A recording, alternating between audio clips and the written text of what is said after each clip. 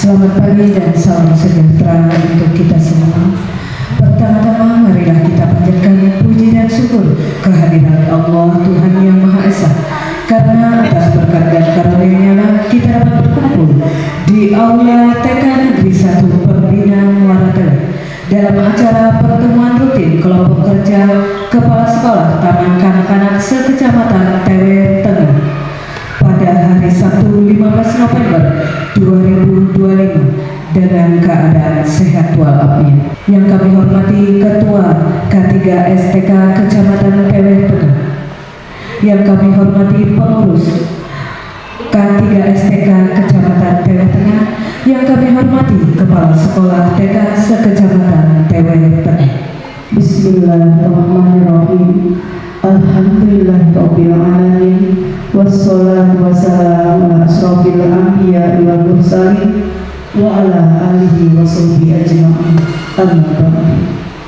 Ya Allah ya Rahman, dengan mahab ridho dan rahmat-Mu, izinkan kami memanjatkan doa seraya bersyukur karena atas izin jualah kami dapat melaksanakan acara pertemuan rutin kegiatan Kadun.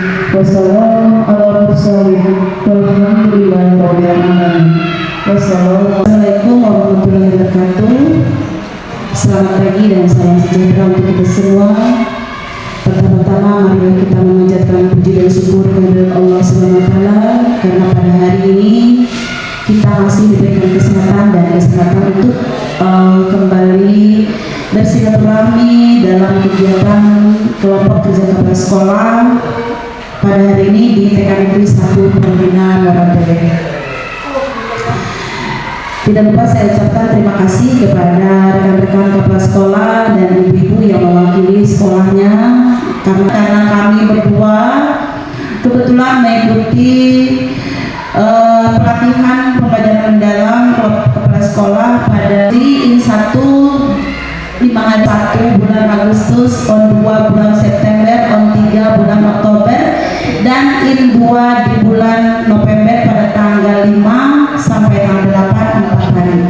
Ini adalah pengibasan di kelompok kerja kepala sekolah, dan itu diberi batas waktu untuk mohon maaf kepada ibu-ibu karena ini kami berdua berbagi praktik baik apa yang sudah kami dapatkan di pelatihan diklat pembelajaran dalam KS.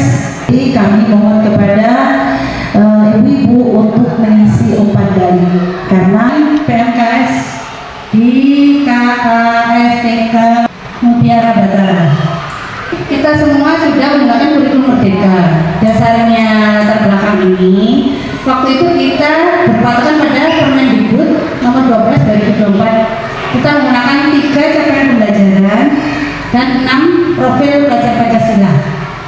Nah sekarang yang namanya pembelajaran mendalam ini hanya merubah nih, ya Bu, berdasarkan Permendikbud 13 2025 ya, pembelajaran mendalam metode learning. Jadi 3 prinsip pembelajaran ya, nanti ada nih, ada 3 pengalaman belajar, 8 dimensi profil lulusan. Jadi yang dulu 6 sekarang 8. Jadi dia bukan kurikulum, dia sebuah pendekatan ya, pendekatan yang berfokus pada pemahaman konsep secara menyeluruh, yaitu dengan menghubungkan pengetahuan lain dan menerapkan dalam berbagai siklus kehidupan kita. Jadi anak-anak ini disuruh menerapkan pembelajaran di sekolah seperti kegiatan kita sehari-hari di rumah ataupun di masyarakat, gitu ya. Nah ini rumusan pembelajaran mendalam ini Bu ya, sebenarnya 8, 3, 3, 4 biasa kita sebut seperti itu. Jadi ini baru ya, sebenarnya pada prakteknya sudah kita lakukan, cuman istilahnya ya, istilahnya yang baru. Jadi diselipkan 8 dimensi profil lulusan ya Bu ya, 3 prinsip pembelajaran mendalam, 3 pengalaman belajar, dan 4 kerangka pembelajaran dengan ketahuan kepada Tuhan Yang Maha Esa, kewargaan ya. Dulu ini kebinekaan global, kalau 6 profil sekarang namanya kewargaan, bernalar kritis juga ya, kreativitas, kolaborasi, ya, kemandirian yang sudah kita tanamkan ya, kesehatan dan komunikasi. Ini mungkin yang terbaru.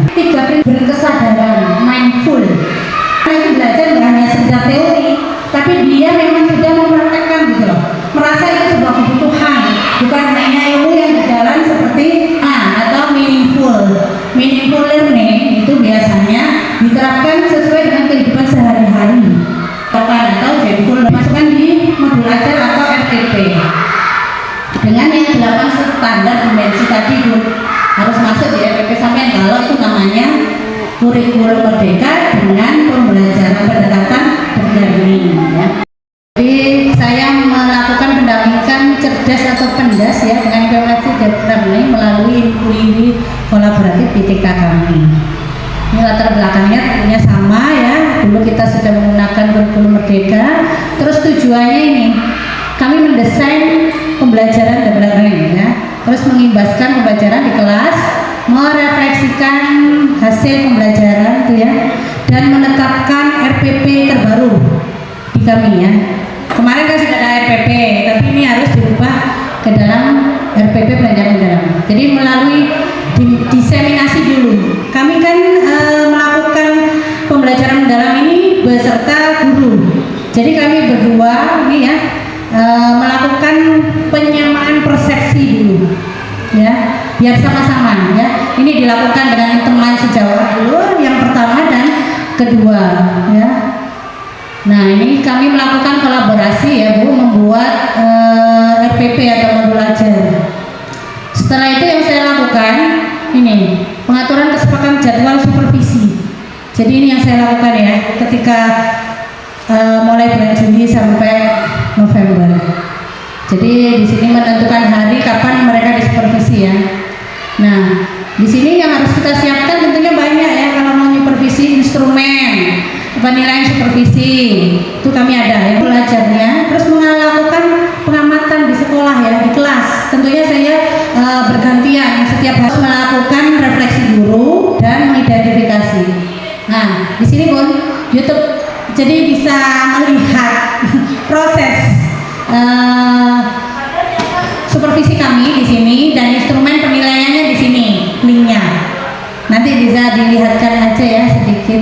Ini kami menilai 5 orang guru ya bergantian. Nah di sini prosesnya kami lakukan. Nah habis itu kita lakukan evaluasi dan refleksi setelah supervisi. Jadi kita tanya ya. Apakah hari ini ibu guru mengajar itu menemukan sesuatu atau merasa sudah puas dengan apa yang sudah diajarkan, kan itu harus ditanya ya. Nah ini hasil daripada umpan balik guru bisa mengimplementasikan saat pembelajaran dengan RPP-nya tadi ya. Terus apakah terpenuhi standar RPP tersebut yang memasukkan 3 prinsip pembelajaran dan 8 dimensi tadi. Nanti kalau mau dicontohkan bisa saya tunjukkan RPP-nya modelnya kayak apa ya. Terus apakah guru sudah menghasilkan pembelajaran secara maksimal? Guru kami tidak berani ngomong secara maksimal, ini yang merah ya, belum kata dia. Karena kita temukan belum terbiasa dan berkesadaran konsentrasi dalam pelajaran tadi belum terpenuhi secara maksimal. Karena mereka belum berkesadaran. Kami kan menemukan 2 ini ya Bun ya. Nih kelebihannya ini, guru bisa mendesain, habis itu bisa mengimplementasikan, terpenuhi standar mutu. Oke. Yang ini. Jadi belum menghasilkan pembelajaran maksimal pada saat implementasi pembelajaran ya. Habis itu masih menemukan anak-anak yang belum konsentrasi ya berjangka panjang dalam prinsip pembelajaran. Ini kami temukan pada saat berdoa ya. Kami sudah melakukan praktek melalui supervisi guru ya. Terus ditemukan ini ya berkesadaran belum berkesadaran dalam waktu berdoa. Terus kesimpulannya tentunya kita mau berbagi praktek baik dengan teman-teman sesama kepala sekolah. Ya Bun, terima kasih ya. Ini memahami, mengaplikasi, tentunya terus direfleksikan. Jadi apa yang sudah diajarkan dipahami, terus diaplikasikan dalam kehidupan sehari-hari, terus direfleksi apa yang masih kurang juga. Maka pembelajarannya meliputi praktek pedagogis. Ini biasanya dilakukan dengan supervisi. Jadi saya kemarin ambil yang ini praktek bagian pembelajaran. Tentunya kita melibatkan orang tua murid. Ya, kemungkinan dalam pembelajaran itu biasanya dilakukan seperti parenting kalau di tempat kita ya. Lingkungan pembelajaran ini meliputi keseluruhan sarana sekolah. Ya. Jadi misalnya sanitasi, ada di kebersihan sekolah, kebersihan lingkungan itu masuk di lingkungan pembelajaran. Terus pemanfaatan teknologi digital. Sampai ada nasi sih di belakang, ada nasi kayak saya pesan nasi.